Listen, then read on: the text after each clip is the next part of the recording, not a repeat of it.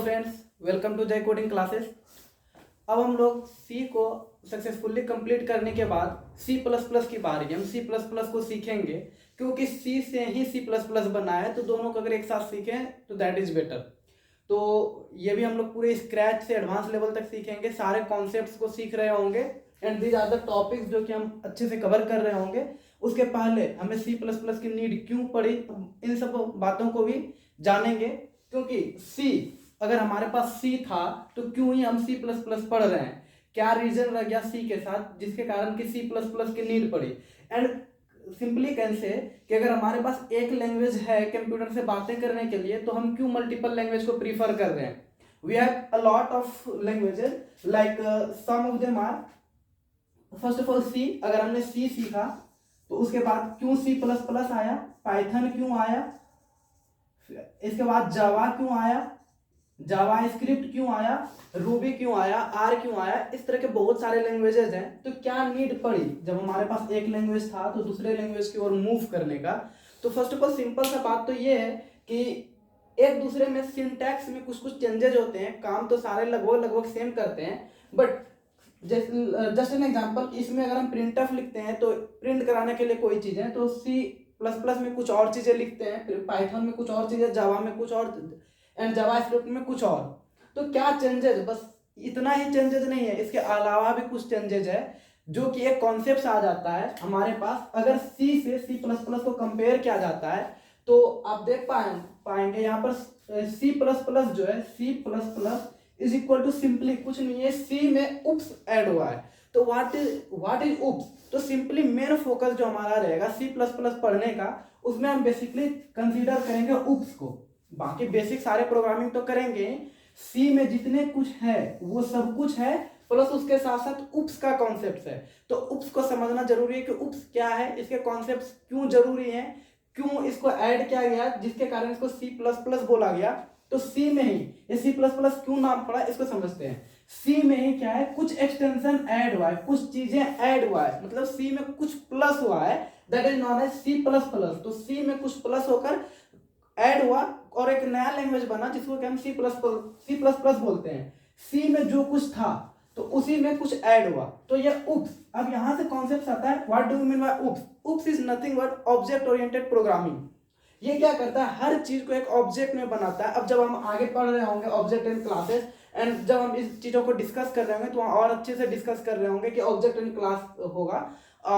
On the very first day it is difficult to understand कि what do you mean by object and class. हम simply कह सकते हैं real world entity is known as object, but ये कोई sense नहीं करता है एज अ प्रोग्रामिंग लैंग्वेज। हम अगर कोई प्रोग्रामिंग लैंग्वेज समझ रहे हैं और उसमें डायरेक्ट आपको बोल दे object is nothing but real world thing, ये कोई मीन नहीं करता है। ये सिंपली लगता है कि हम फिजिक्स का एक डिफिनेशन पढ़ रहे हैं, तो बट वो हमें ध्यान नहीं देना है। बट हम जब आगे डिस्कस कर रहे होंगे ऑब्जेक्ट क्या है, क्लासेस क्या है, उसके बाद और भी बहुत सारे उप्स के जो 4 पिलर्स होते हैं, एब्स्ट्रैक्शंस, एनकैप्सुलेशंस, इनहेरिटेंस एंड पॉलीमॉर्फिज्म, तो और अच्छे से डिस्कस कर रहे होंगे। तो फर्स्ट ऑफ ऑल अभी हमें यह समझना है कि क्या नीड पड़ी सी प्लस प्लस बनाने की, क्योंकि इसमें उप्स का कॉन्सेप्ट नहीं था। तो क्या मतलब सी कैसा था, सी था प्रोसीजरल लैंग्वेज। सी क्या था, प्रोसीजरल लैंग्वेज। सी था प्रोसीजरल लैंग्वेज। अभी ज्यादा कंफ्यूज नहीं होना कि क्या होता है प्रोसीजरल लैंग्वेज, क्या होता है object oriented programming language. And इसके बाद भी और सारे टॉपिक्स को अगले लेक्चर में डिस्कस करेंगे। This is nothing but a syllabus discussion. तो थोड़ा सा आपको आइडिया देना जरूरी था, तो हम बस ये बता रहे हैं कि ऐसे बहुत सारे लैंग्वेज हमारे पास हैं। अब हमारे पास ये भी बात है कि सी में कुछ ऐसी चीजें थी जिसके लिए हमें कुछ ज्यादा कॉन्सेप्ट लगाना पड़ता था, बट सी प्लस प्लस में उस चीज को क्या किया गया, कुछ कम किया गया। हम एक ऐसा सिंपल सा एग्जांपल देते हैं कि जब इनिशियली हमारे पास कोई कार बना, पिक्चर पर नहीं जाना है, this is not a real car but just an example. ये एक कार बना था, आपको याद होगा कि एक एम्बेसडर कार पहले आता था इसी टाइप के कुछ फिगर में, बट उसमें कुछ धीरे धीरे मॉडिफिकेशन किया गया क्योंकि यूजर को रिक्वायरमेंट, इनिशियली सिंपल सा रिक्वायरमेंट क्या था कि हमें इसमें बैठना है एंड अनदर प्लेस पर जाना है, बट धीरे धीरे हमें यूजर की रिक्वायरमेंट की ओर ध्यान देना पड़ा कि यूजर क्या करेगा, यूजर की कुछ डिमांड होगा जिसको हमें फुलफिल करना होगा। तो यहाँ पर क्या गया, इसमें कुछ ना कुछ मॉडिफिकेशंस किया गया। इसमें मॉडिफिकेशंस किया गया just an example Rolls Royce के जो कार थे, वहां पर क्या था, पहले कुछ इनिशियली फेज में उसका स्ट्रक्चर कुछ और था, उसका काम कुछ और था, काम तो वही था कि एक जगह से दूसरी जगह तक पहुंचाना, बट उसका स्ट्रक्चर कुछ और था। उससे क्या हो रही थी, यूजर की नीड फुलफिल नहीं हो पा रही थी, जिसके कारण धीरे धीरे उसमें इन्हेंसमेंट किया गया और उसमें यूजर के अकॉर्डिंग यूजर उसको इजीली यूज कर सके, यूजर के सुविधा के अनुसार वो काम करे, इसलिए हम क्या किए, एक नए वर्जन को लॉन्च किए। सिमिलर मैनर में समझ सकते हैं, सी का एक लेटेस्ट वर्जन C++ है, जो काम सी कर सकता है वो तो C++ करेगा ही, लेकिन C++ कुछ एडिशनली भी काम करेगा जो कि UPS के कॉन्सेप्ट को लाता है।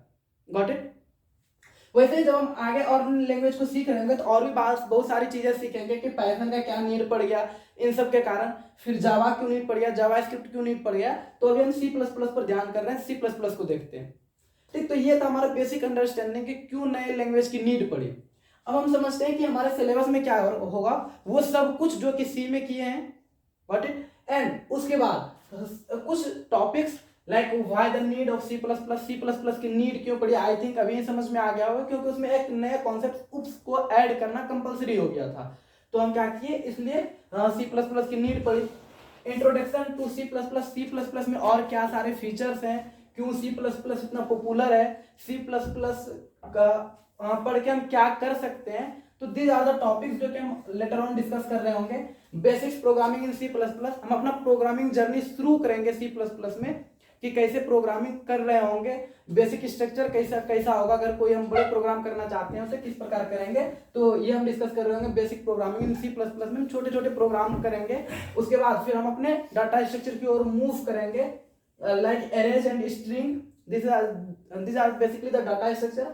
कंट्रोल स्ट्रक्चर पढ़ रहे होंगे, control structure in C++, like conditional statement, if we have some conditions then how we can discuss all the topics and how we can perform our task, ये सारी बातें हम सीख रहे होंगे। एंड देन लूप्स के बारे में बात करेंगे कि लूप्स में कैसे प्रोग्राम कर सकते हैं, अगर एक ही काम को मुझे मल्टीपल टाइम्स काम कराना हो, एंड सारे हम रियल वर्ल्ड एग्जांपल के साथ समझ रहे होंगे। तो ये सारे टॉपिक्स होंगे, एरेज एंड स्ट्रिंग होगा, and important topic is vector. अगर आप लीड कोड में या फिर मोस्टली एक और बात साथ में बताते हैं, मोस्ट ऑफ द जो स्टूडेंट होता है जिसे कि नीड पड़ती है, data structure and algorithm subject होता है DSA, जो कि अभी नए स्टूडेंट होंगे उसे आई डोंट थिंक पता होगा कि नहीं, बट ये इंपॉर्टेंट है जानना कि DSA अगर कहा जाए कि आपका अगर प्लेसमेंट होगा तो प्लेसमेंट में अगर 80% चांसेस है किसी स्टूडेंट का जाने का किसी कंपनी में वो प्लेस हो सके, उसको कंपलसरी में DSA आना चाहिए। एंड DSA आने के लिए कोई ना कोई एक प्रोग्रामिंग लैंग्वेज आना चाहिए, एंड मोस्ट प्रिफरेबल लैंग्वेज होता है C++ एंड जावा।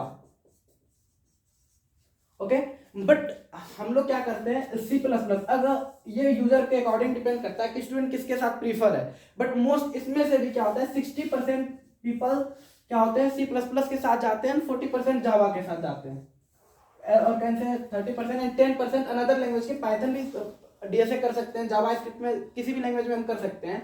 तो यहाँ पर डिपेंड ये करता है कि C++ मोस्ट पॉपुलर लैंग्वेज इसलिए हो जाता है क्योंकि ये DSA को सपोर्ट करता है, एंड अनदर थिंग कि C++ बहुत ही फास्ट लैंग्वेज है, आज तक जितना भी लैंग्वेज बना है। लाइक अगर कोई इंस्ट्रक्शन हम पाइथन से करवाना चाहते हैं और कोई सेम काम C++ से करवाना चाहते हैं, तो कंप्यूटर को समझने में C++ का जो भी लैंग्वेज है इजी लगेगा और वो जल्दी से काम एग्जीक्यूट कर पाएगा C++ में। तो यहाँ पर भी हमें नीड पड़ती है कि हम DSA अगर करना चाहते हैं C++ में, तो वहां भी C++ सीखना कंपलसरी है। एंड देन और C++ का एक भी अच्छा क्वेश्चन आप विदाउट वेक्टर नहीं कर सकते, ऑफकोर्स वेक्टर के कारण ही वो टॉपिक छिड़ा था। तो वेक्टर इसलिए नीड है क्योंकि वेक्टर क्या, एरे का एक्सटेंशन से वेक्टर कैसे काम करता है, तो वो सारे कुछ वेक्टर को सीख रहे होंगे। और अगर जिसको भी लीड कोड के बारे में पता है, लीड कोड पर आप जब भी जाएंगे एक क्वेश्चन एरे का आप सर्च करेंगे या फिर उन्हें सोल्व करने का ट्राई करेंगे, तो वहां पर फट से वेक्टर का कॉन्सेप्ट आएगा, तो हम वहां पर वेक्टर को सीख रहे होंगे।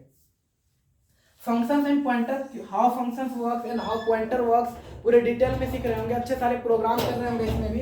क्लासेस एंड ऑब्जेक्ट, यहाँ पर हम इन टॉपिक्स को बहुत डिटेल्स में और यहाँ पर कर सकते हैं। इसके बाद UPS का कॉन्सेप्ट हमारा शुरू होगा और यहाँ से हम UPS को बहुत डिटेल में सीखना शुरू करेंगे कि why we have need of UPS, what do you mean by UPS, UPS की नीड क्यों पड़ी, UPS क्या कॉन्सेप्ट हमें प्रोवाइड करता है जिसके कारण ये C से अलग है।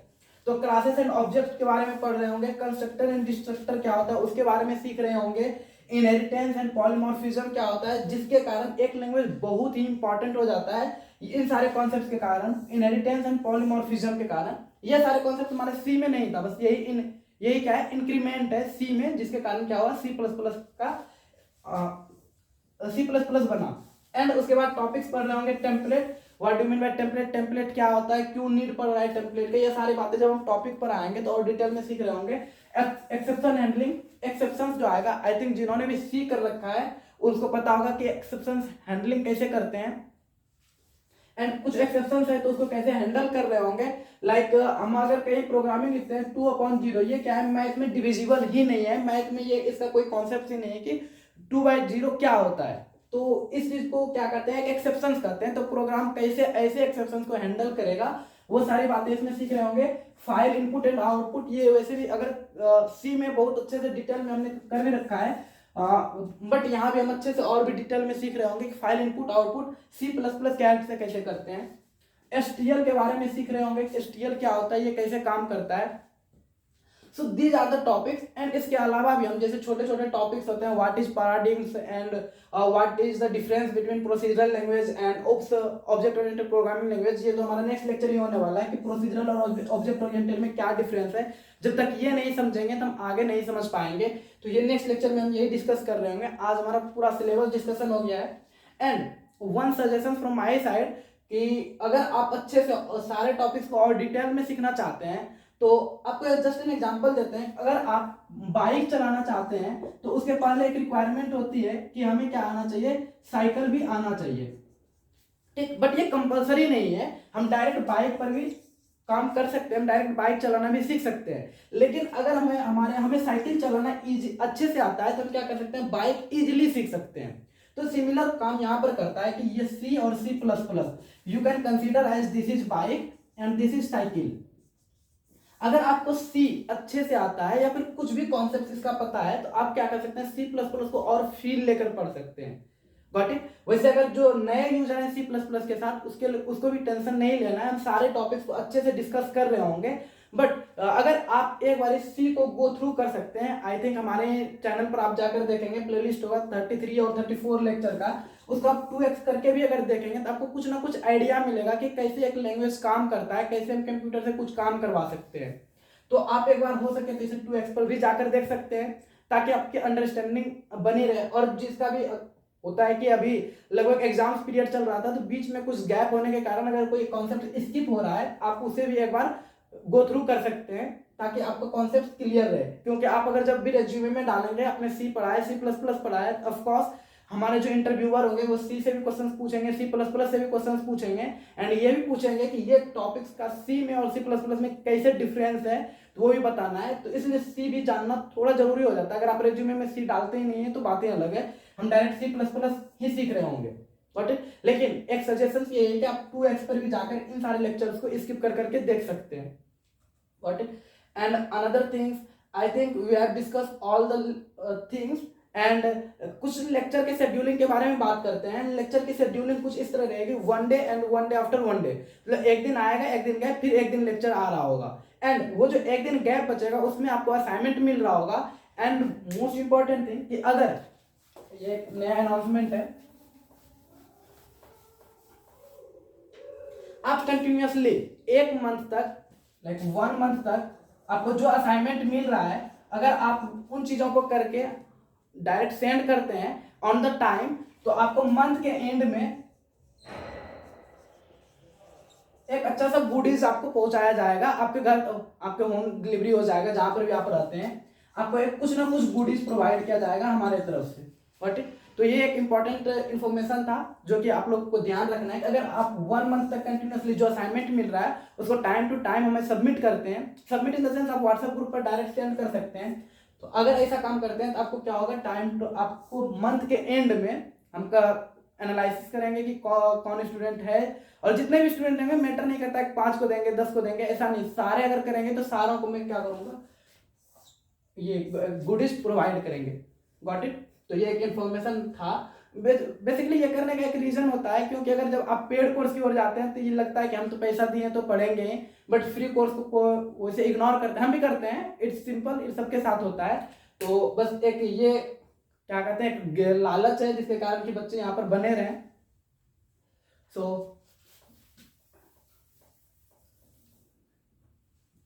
It is all about today and next lecture में हम अपने सिलेबस को डिस्कस कर रहे होंगे, जिसमें कि डिस्कस कर रहे होंगे प्रोसीजरल लैंग्वेज एंड ऊप्स में क्या डिफरेंसेस है, एंड देन सीख रहे होंगे इन सारे टॉपिक्स को, ऑब्जेक्ट क्लासेस एंड एब्स्ट्रैक्शंस को पहले डिफाइन करेंगे कि कैसे ये अलग करता है एक लैंग्वेज सी को सी प्लस प्लस के साथ कैसे एक दूसरे को रिलेट करता है, क्या डिफरेंसेस लाता है, इन सारे टॉपिक्स को पढ़ रहे होंगे। इन सारे टॉपिक्स का अभी वैसे भी करेंगे डिफिनेशन, थोड़ा थोड़ा आइडिया लेंगे, लेकिन जब हम आएंगे आगे अपने मेन टॉपिक्स पर, उप्स वाले पोर्शन पर, तो वहां पर इसको और भी डिटेल्स में सीख रहे होंगे। तो मिलते हैं नेक्स्ट लेक्चर में procedural language and object oriented programming language के डिफरेंस के साथ एंड इन सारे टॉपिक्स के साथ कि कैसे C++ में उसी में उप्स का कॉन्सेप्ट ऐड हुआ है, उप्स का क्या मतलब होता है, एंड और भी साथ में छोटे छोटे टॉपिक्स को डिस्कस कर रहा हूँ। एक what do you mean programming paradigms क्या होता है, एक लाइन का डिफिनेशन है, एंड बेटर ये भी रहेगा कि अगर आपके पास सिलेबस है तो आप सिलेबस को जाकर गो थ्रू करें। लाइक अगर एक लाइन का कोई डिफिनेशन है और उसमें कोई समझाने की चीज है नहीं, वैसे just an example, programming paradigms क्या होता है, प्रोग्राम करने के नए नए तरीके, लाइक प्रोसीजरल ओरिएंटेड था, उप्स है, तो ये सारे क्या है, प्रोग्रामिंग पैराडिग्म्स है। तो इस चीज को आप अगर किसी टीचर के ऊपर डालते हैं कि नहीं वो अगर डिस्कस करेगा इन टॉपिक को तभी हम सीख पाएंगे, it is not a correct way to learn a language और एनीथिंग, कि आप पूरे पूरे के पूरे डिपेंडेंट हो जाते हैं, क्योंकि lot of things are there. कोई भी इंसान अगर आप पूछ सकते हैं जिन्होंने कि C++ बुक लिखा है, उन्हें भी पूरा कॉन्सेप्ट याद नहीं होगा, वो भी कभी ना कभी गो थ्रू करेगा ही। तो ऐसे ही होता है कि अगर आप नए चीज को सीखना चाहते हैं तो आपको भी अपना आउटपुट देना पड़ेगा, आप पूरे पूरे किसी पर डिपेंड नहीं हो सकते हैं। ऑफकोर्स हम अपना 100% देंगे, जहां तक मैक्सिमम पॉसिबिलिटीज होगी हम सारे चीज करेंगे आपके लिए, लेकिन आपको क्या है, साथ साथ आपको भी खुद को ग्रो कराना है। Got it? तो it is all about today. हम मिलते हैं नेक्स्ट लेक्चर में।